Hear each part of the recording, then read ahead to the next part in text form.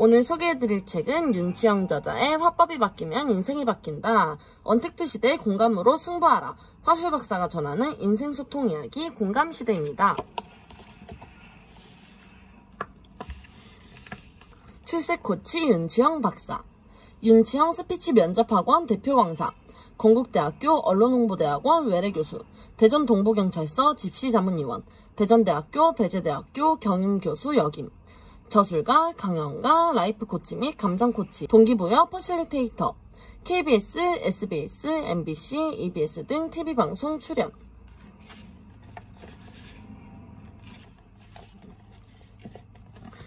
제1장 마음을 열어주는 화법, 제2장 행복을 위한 첫걸음, 제3장 이 시대의 경쟁력, 소통의 기술, 4장 회사에서 어떻게 소통할까, 5장 나의 스피치 스타일은 무엇인가.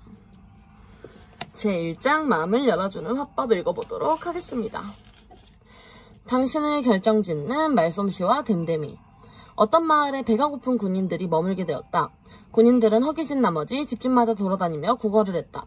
하지만 어느 집에서도 가진 것을 나눠주지 않았다. 다음날 군인들은 마을 한복판에 큰 솥단지를 놓았다.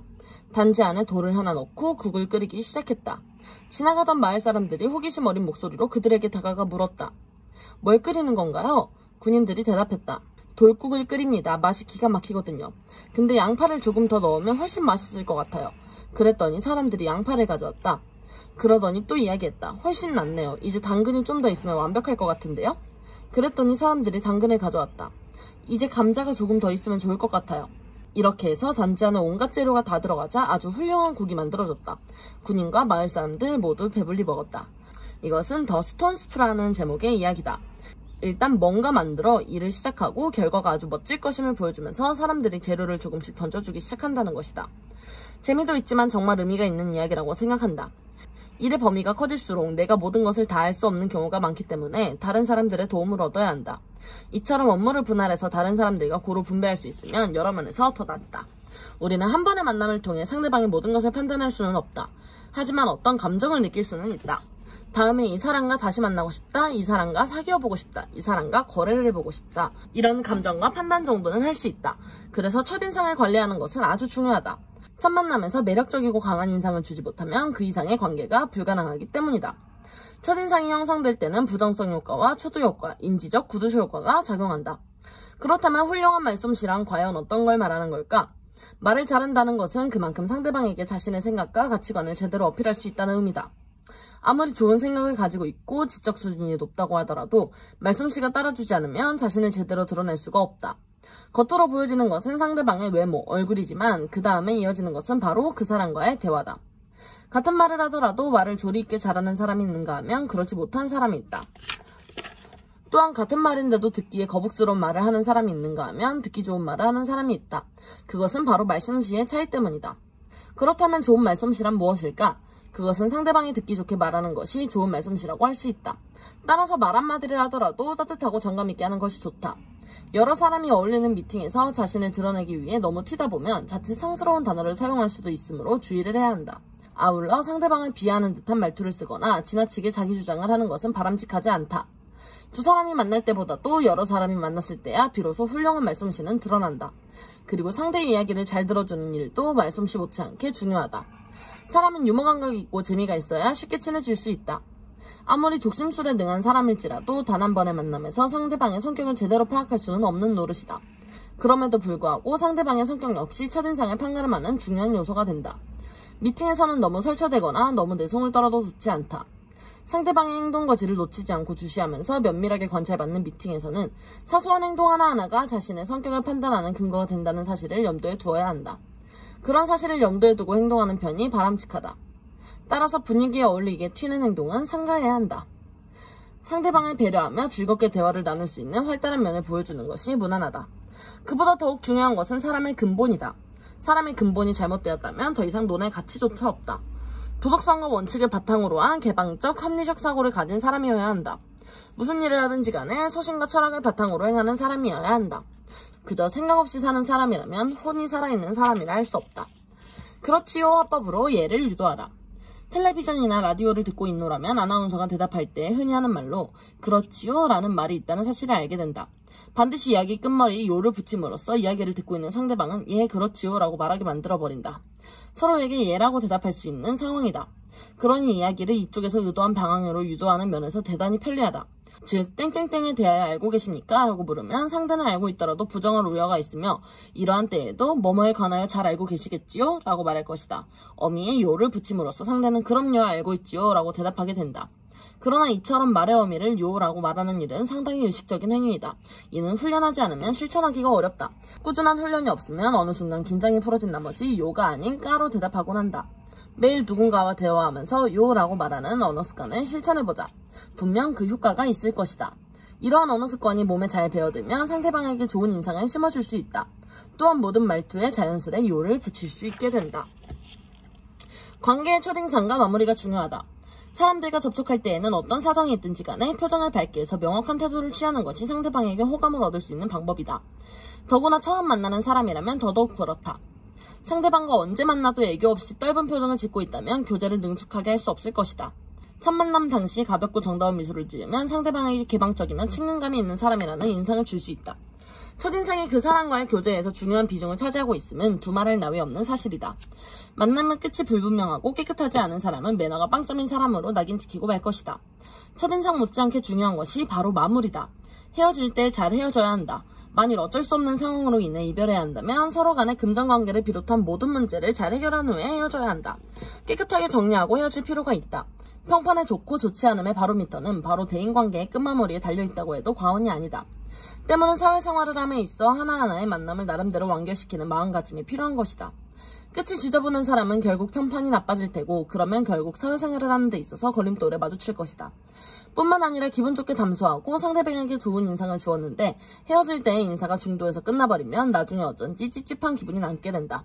만남의 시작과 끝에서 직접 상대의 피부가 맞닿을 수 있도록 악수로 친근한 정을 표시하는 것이 좋다. 그러나 흔히 외형만을 쫓아 의례적인 악수를 하는 사람도 적지 않다. 상대방에게 손끝만 내밀어 나는 당신에게 별로 관심을 가지고 있지 않다는 인상을 주어서는 안 된다. 건성이라는 느낌이 들지 않도록 가벼운 인사말을 나누는 방법도 좋다.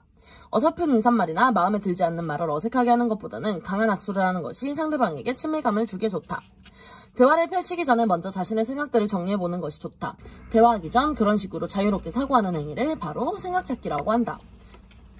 이 단계를 거치면 보다 원활하게 스피치를 할 수 있다. 할 말이 그리도 많았는데 막상 상대방 앞에 서면 하나도 생각이 나질 않는 경우가 많다. 생각을 따라잡으려면 우선 낱말로 적는 수밖에 없다. 여러분이 만일 바다를 주제로 한 스피치를 한다고 가정해보자. 바다라고 한다면 너무나 막연하게 여겨질 것이다. 무슨 말부터 해야 할지 모를 것이다. 그럼 먼저 나 자신과 바다를 연관지어 생각해보자. 내가 가보았던 바다와 해수욕장, 배를 타고 떠났던 섬, 여행과 그곳에서 먹었던 생선회 등등 생각나는 것들이 제법 많을 것이다. 바다, 조개, 파도, 갈매기, 파라솔, 수영복, 돛담배, 파도타기, 생선회, 모래 등 냇가의 징검다리처럼 그 간격이 좁아야 건너기가 좋다. 하지만 스피치를 위한 생각잡기의 징검다리는 그 폭이 넓어야 한다. 좋은 스피치를 위해서 생각잡기를 할 때에는 낱말들의 간격을 넓게 유지하는 것이 좋다. 고구마 줄기 하나를 걷어올리면 주렁주렁 달려오듯이 단어 연상도 마찬가지다. 어떤 한 가지 궤를 타고 비슷한 성격의 단어들이 가지를 치면 생각날 것이다. 말하고자 하는 내용이나 줄거리를 이렇게 연상적으로 구성하면 메모하거나 암기하여 말할 수 있다. 또 암기 중에는 이야기를 영상화하여 기억하는 방법이 있는데 이는 영상기억법이다. 여러분이 어렸을 때 감동적으로 본 영화를 잊지 않고 잘 기억하고 있는 이유는 그 줄거리를 영상화하여 기억하고 있기 때문이다. 예를 들면 아스팔트길, 횡단보도, 보도블럭, 화단, 계단, 유리, 바닥, 흙, 얼굴, 문, 카페트, 책, 선생님, 이야기, 흥미. 이 15개의 단어를 암기해서 순서대로 말해보라. 위의 단어들을 스토리화하거나 영상화시키면 쉽게 기억할 수 있다. 따라서 조리 있고 논리적인 화술로 사람을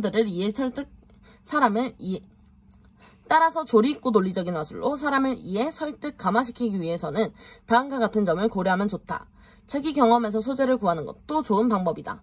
당신의 삶에서 중요했던 순간이나 재밌었던 사건들을 모아보아라. 그 이야기에서 당신이 말하고자 하는 점이 뚜렷이 밝혀져야 한다. 또 그 내용도 사람들이 흔히 겪어보지 못하는 것이어야 한다. 그래서 어쨌다는 거야? 하는 반응이 나올 만한 소재는 당장 버리거나 고쳐야 한다. 우리는 날마다 갖가지 일을 경험하게 된다. 그 상황이 어떠했는지, 어떻게 대응했는지, 그리고 그 결과는 어땠는지 등의 기록을 자세히 메모해두었다가 적절히 이용한다. 체험이나 독서 등을 통해 보거나 들은 소재들을 한 장의 종이에 자세히 묘사하여 다양한 파일을 만들어라. 새로운 관점으로 각인시켜라. 여기 500원짜리 주화가 있습니다. 어떻게 보입니까? 라고 물으면 10중 8구는 이렇게 대답한다. 원입니다. 그 말의 필자는 다르게 보시는 분은요? 하고 재쳐묻는다. 사람들의 대답은 크게 다르지 않다. 동그랗게 보입니다. 원이나 동그라미나 같은 것 아닙니까? 라며 응수한다. 객석에서는 잔잔한 웃음이 인다. 동전을 들고 나는 그제야 본격적인 강연을 시작한다.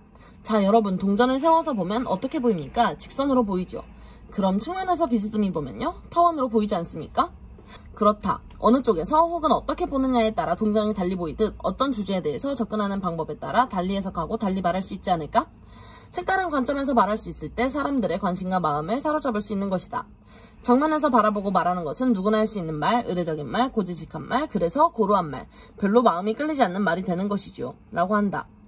그러자 청중은 나의 말에 고개를 끄덕이며 응수한다. 자, 예를 들어볼까요? 사랑에 대한 정의를 내려봅시다. 땡땡님, 사랑이란 뭐라고 생각하시나요? 사랑에 관해 어떻게 정의를 내릴 수 있을까요? 이렇게 물으면 청중은 대답한다. 사랑은 주는 것입니다. 사랑은 존경하는 것입니다. 사랑은 숭고하는 것입니다. 라는 식의 대답을 할 뿐이다. 내가 다시 말한다. 그렇군요. 그런데 정의는 누구나 할 수 있는 말입니다.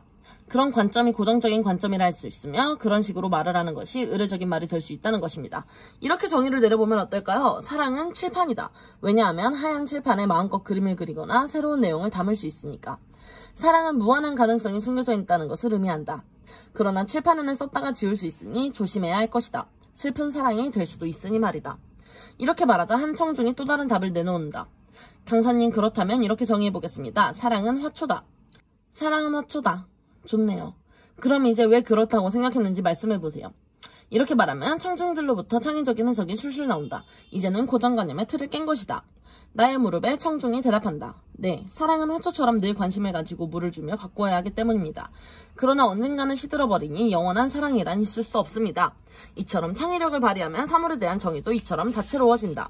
사랑에 대한 주제로 글을 쓰거나 말을 하라고 하면 어디서부터 말을 시작해야 하는지 또 무엇에 대해 말해야 하는지 막막해하는 사람들이 많이 있을 것이다. 그러나 창의력이란 프리즘으로 세상에 대한 관점을 달리한다면 무한한 화제로 마음대로 말을 구사할 수 있게 된다. 창의적으로 말하려면 어린아이의 시선으로 세상을 바라보는 훈련이 필요하다. 아날로그 시대에는 다른 사람들과 차이가 바로 왕따의 이유였다. 동양적인 미덕이 생활화된 나라니 아무래도 그럴 수밖에 없었다. 무리 속에서 튀는 것, 남과 다른 점이 바로 집단에서 따돌림 당하는 원인이 되었다. 그러나 디지털 시대에는 남과 다른 무언가를 가진 사람이 오히려 대접받는다. 이제 차이가 가치를 생산해내는 시대가 온 것이다. 똑같은 일을 하더라도 남다른 생각을 보여줘야 한다. 창의력을 가진 사람이 앞서간다. 말도 마찬가지다. 누구나 할 수 있는 말이나 의례적인 말로는 사람의 마음을 사로잡을 수 없다. 나만의 것, 나만의 향기, 나만의 색깔, 나만의 스타일이 있을 때 사람의 관심을 사고 주의를 끌 수 있는 것이다. 오늘은 여기까지 읽어볼 건데요. 윤치영 박사의 화법이 바뀌면 인생이 바뀐다. 언택트 시대 공감력으로 승부하라. 화술 박사가 전하는 인생과 소통 이야기 공감시대. 재밌게 보셨나요? 그렇다면 좋아요와 구독, 알림 설정까지. 아직 구독 안 누른 사람 없겠죠? 그럼 안녕.